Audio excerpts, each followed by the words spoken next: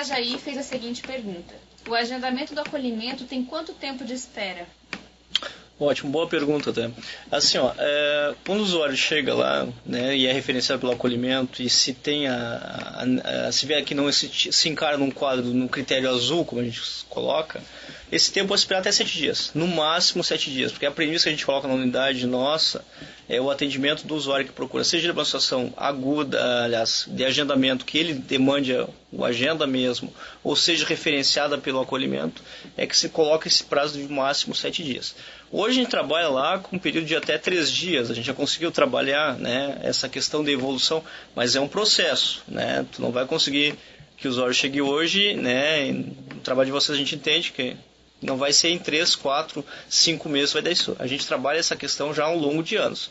Hoje, através do trabalho, né, do aumento da demanda espontânea, a gente já consegue trabalhar que esse usuário que foi encaminhado, seja pelo acolhimento ou da marcação de livre e espontânea que ele procura para agendar, em até 3 dias. Tá? Mas o prazo que a gente estabelece, e Florianópolis trabalha com isso, é no máximo 7 dias. Rio Negrinho fez a seguinte pergunta: o que o enfermeiro Vinícius acha do estudo da demanda espontânea e qual sua experiência no assunto? Fundamental. Tu tem que saber definir qual é a tua clientela, né?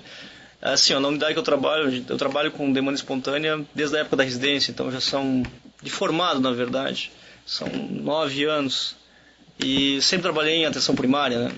Nunca dei aula, por exemplo, não fiquei sempre presente durante o atendimento clínico. E se não tem um estudo de demanda que estabeleça qual é a tua clientela, o porquê que a tua, né, presença e qual é a determinante que esses usuários estão vindo direto, tu fica prejudicado. Então tem que estabelecer, esse estudo de demanda teu é fundamental, saber o porquê, quem e até a melhor intervenção, para te poder encaminhar e até, né, verificar qual é a situação. A gente fez lá no nosso trabalho uma vez a questão de conhecer o perfil dos hiperutilizadores, né, que eram pessoas que vinham seguidamente, principalmente na urgência, no acolhimento, e por que procuravam. E a identificação nossa, às vezes, não tinha nada a ver com a demanda clínica, era a falta de oportunidade do bairro, entendeu? Era não ter um clube de mães, um clube de convivência, e isso foi uma situação que a gente estabeleceu. Hoje, eles têm o próprio grupo deles, que não é um grupo de utilizadores, mas é um grupo de trabalho. E às vezes a gente, né, percebe essa questão que era uma demanda mais de saúde mental e não de saúde clínica que se apresentava.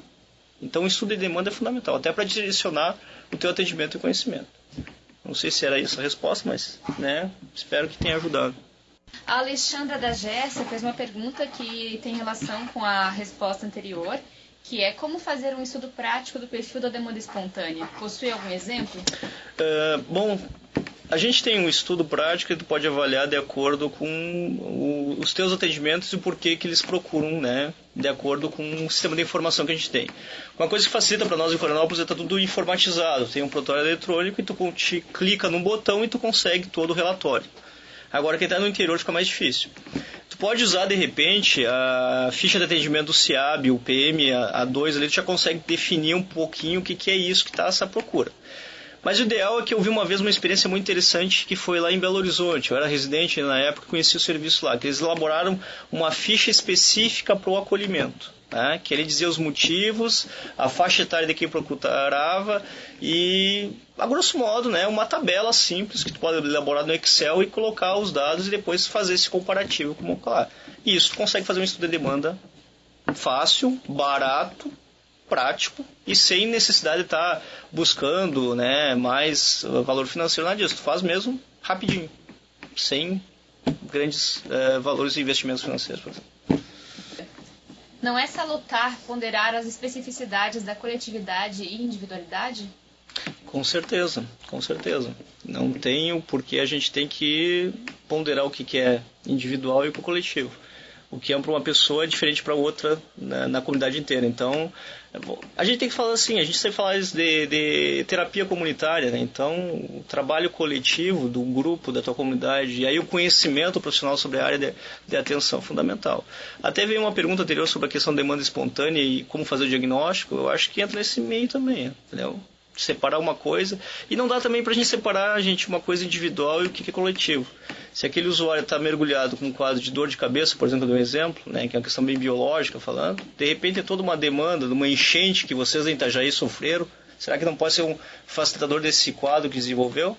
Um exemplo, se tiveram aí há 4 anos atrás, né? Estou dando um exemplo. Uma situação social que pode ter desencadeado vários quadros biológicos. Então, não dá para separar e nem mesclar, mas tem que sim prestar as duas atenções, tanto na coletividade quanto na individualidade. Não sei se foi essa a resposta, se alguém ficou com essa dúvida, poderia esclarecer melhor para mim até, mas seria isso. O pessoal de Itapema fez o seguinte comentário. Entendemos a importância do acolhimento, mas acho que esse processo deverá ser adotado por todos os membros da SF, o que percebemos na prática que fica na responsabilidade da equipe de enfermagem. Excelente pergunta, excelente colocação. Se não tem um processo de trabalho em conjunto, né, se não existe a compra do trabalho, a compra do processo por parte do profissional médico, né, que aí provavelmente eu vi que falou da equipe de enfermagem, se não existe essa compra, fica complicado. Tá? Porque assim, a equipe de enfermagem tem um limite, né?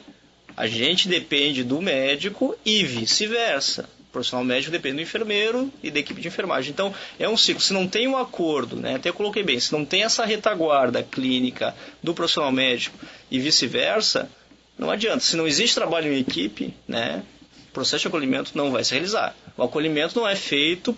Tem muita aquela questão de... Não, o acolhimento quem faz é a enfermagem. Não. O acolhimento é da equipe de saúde da família. Todos os profissionais. Todos os profissionais mesmo.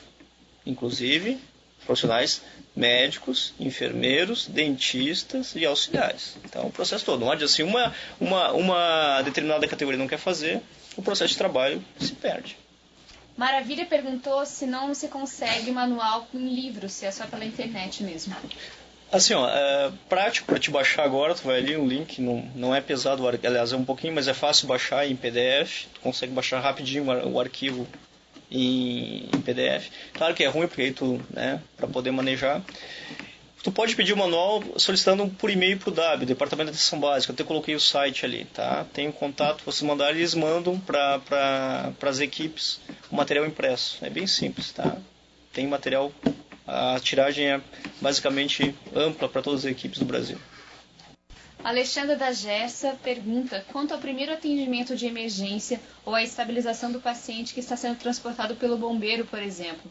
Como proceder para não negar o atendimento, mas também como não assumir um paciente e colocá-lo em risco por não se ter a estrutura necessária? Bom, isso aí eu diria que é um passo, né, colega? Eu acho que eu vou te dizer, Alexandra, né? Eu acho que isso aí é uma questão de negociação, inclusive, não é teu parecer. Né? Negar atendimento não vai negar. Né? Vai chegar para ti, tu vai ter que atender, né? Mas assim, isso aí já não parece que foge da tua alçada. Eu acho que é uma questão de negociação entre o gestor público, e aí ele tem que dar par, porque ele também, qualquer coisa de errado, nesse momento, uma estrutura um serviço que não tem estrutura, né?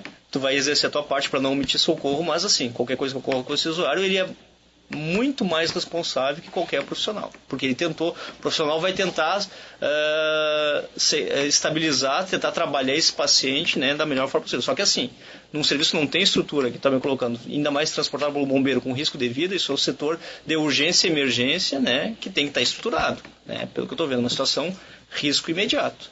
Então assim, eu acho que isso aí permeia muito uma questão de gestor e corpo de bombeiros. Isso é uma questão que foge da alçada, e eu acho que tem que falar no caso do secretário, o gestor de saúde, dizer assim, olha, tu tem a responsabilidade de qualquer coisa que acontecer, o principal responsável é você. Tá? Eu acho que isso aí, Alexandre, eu acho que essa questão de se reunir, eu acho que já tem que ser uma coisa meio que imediata até para te auxiliar nesse trabalho, mas é uma coisa que foge da tua alçada. Atendimento clínico, atender essa questão, tu vai fazer da melhor maneira possível. A equipe vai tentar fazer controlar da melhor maneira. Só que isso eu acho que está permitindo até uma questão que foge da tua alçada, questão mais de gerenciamento e gestão. O pessoal de Lages pergunta se toda visita domiciliar do enfermeiro deve ser considerada como consulta de enfermagem ou não, se o profissional, por exemplo, for apenas entregar uma marcação de consulta. Não. Consulta de enfermagem tem uma sistemática, né? Tem um processo de enfermagem. Né? Uma consulta de enfermagem tem que ter um histórico, né? Que é uma anamnese, tem que ter um exame físico, um diagnóstico de enfermagem e um plano de cuidado. Né? Então, entregar um papel não é uma consulta de enfermagem. Uma consulta de enfermagem tem que ter todo esse lado processual. Tá? Então, Portaria, que eu falei para vocês, resolução do Conselho Federal de Enfermagem 153.93, está na minha apresentação, inclusive. Coloca todo o processo de enfermagem. Então, uma consulta de enfermagem tem que ter o processo de enfermagem. O pessoal de Maravilha coloca a seguinte situação.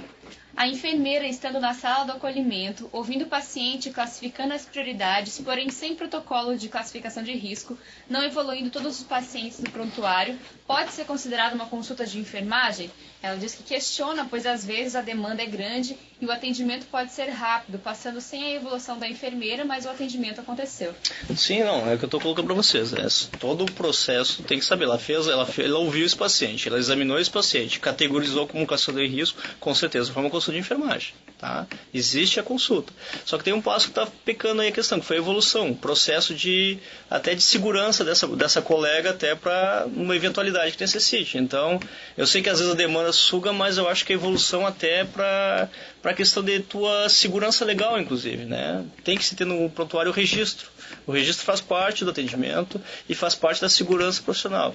Meu conselho para a colega é que ela registre, né? Embora, né, que demore, mas é importante haver o registro, sim. Registro profissional, registro de evolução é fundamental para a prática clínica e segurança própria da colega, da profissional enfermeira nesse caso.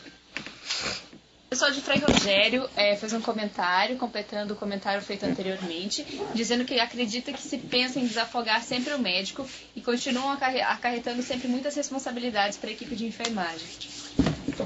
Muito bom comentário, olha, interessante isso. É bem isso, mas sim, gente.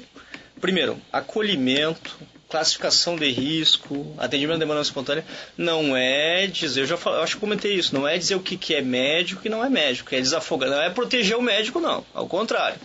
O processo de trabalho, de atenção à demanda espontânea, o papel do enfermeiro e da equipe como um todo é atender o usuário. Tá? Não, eu quero deixar bem claro assim, existe demandas de saúde, não existem demandas médicas, demandas X ou demandas Y, tá? Então a gente tem que colocar o quê? O atendimento é uma equipe, tá? Se foi classificado, categorizado, né? E é muito comum bater, mas isso eu não vou atender mais? Não. É um contexto. Tem que haver o diálogo entre os profissionais da equipe. Não é para desafogar o médico, ao contrário, é para aumentar o acesso e para todo o trabalho. Então, é uma coisa que dá discussão? Dá. Tá? É mexer, né? Cutucar a ferida, sim, gente. É um momento de cutucar a ferida, sim.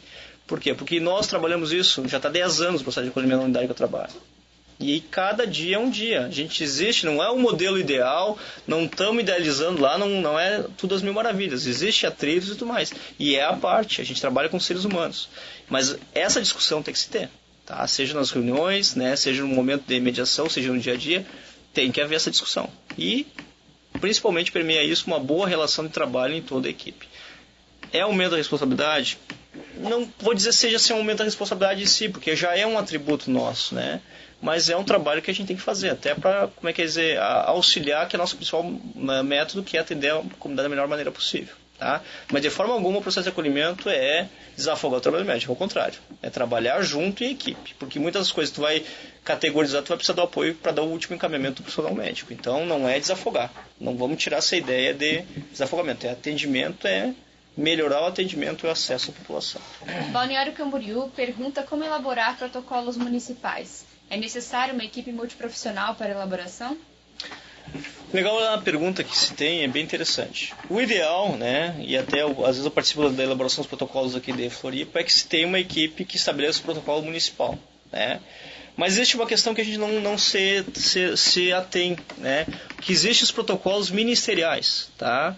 Que já são bem colocados, já foi elaborado por equipe multiprofissional, composta de enfermeiros, médicos, farmacêuticos, dentistas, nutricionistas, psicólogos e assistentes sociais. Todos os cadernos de atenção básica já são complementados por essas equipes multiprofissionais. Existe uma coisa que pode se facilitar o trabalho disso, em vez de juntar uma equipe, elaborar um protocolo, é o quê? É haver o endosso do gestor através de uma portaria simples que regulamenta a adoção desse protocolo no seu município. Simples. Né? Não tendo necessidade de fazer um novo protocolo, só adotando esse protocolo ministerial e estabelecer a partir daí, que aí estabelece a rotina de exames, os medicamentos que o enfermeiro pode prescrever e os exames que pode solicitar. Então, É uma forma mais prática. O ideal é que se tenha a discussão multiprofissional, mas se não há essa possibilidade para adiantar o setor, é só endossar esse apoio do gestor, assinar e está categorizado e adotado o protocolo ministerial. Está colocado já está posto. Pinhalzinho tem a seguinte dúvida: como fica o registro desse atendimento de classificação de risco? Simples, no prontuário do paciente. Vai colocar toda a evolução e categorizou no prontuário do paciente. Pinhalzinho também pergunta se pode-se usar o SOAP, então. Sim, com certeza. Tá? Tu vai usar o SOAP, é o que a gente utiliza até no dia a dia nosso aqui, que é o subjetivo, né? Para quem não sabe, o objetivo, o análise, que é o diagnóstico, e o plano terapêutico. Né? Tem outros locais, por exemplo, eu quando fiz a graduação na Federal de Santa Maria, a gente usava o chamado SOC, subjetivo, objetivo, conduta. Né? Também pode usar, mas o SOAP é o sistema WID internacional reconhecido mundialmente. Então, subjetivo, né, que é a demanda que se vem, o objetivo, que é o exame físico, o A, que é o diagnóstico de enfermagem, ou a classificação de risco, que dá para te colocar, e o A, e o P, desculpe, ou o C, se for conduta, o plano terapêutico. Pode se usar, com certeza, deve se usar. É o que a gente se usa aqui em Florianópolis e no contexto do nosso trabalho no dia a dia. Pergunta: não seria interessante cada unidade de saúde, área de atuação, estabelecer suas prioridades de acolhimento e estabelecendo assim a escala de risco frente à sua realidade? Bom, eu acho que até foi uma coisa levantada sobre a classificação do diagnóstico de demanda, né? Então, eu prefiro não pensar assim, tal unidade tem mais, vai atender mais função de um problema infecto-parasitário do que uma questão crônico-degenerativa. Né? Eu acho que, às vezes, a classificação tua de risco pode vir numa região que tem mais problemas agudos, infecto-parasitários, pode de repente vir uma demanda crônico-degenerativa, então eu acho que não dá para ficar muito fechado isso não, né? Mas, nesse caso, eu posso utilizar o diagnóstico de demanda, a realidade de acompanhamento dessa comunidade é importante. Agora, fechar e dizer, eu vou atender mais questão de diarreia do que atender mais crise hipertensiva, eu acho que fica meio ruim de colocar isso, fechar muito isso. Então, deve ser sempre deixar o leque aberto. Obrigado pelo momento, acho que, queria ver se podia ajudar um pouco ou não, mas o importante que eu queria, assim, era suscitar o debate, a discussão e plantar uma dúvida, um questionamento para nós aí como colegas e como mesmo uma equipe de saúde da família. Obrigado.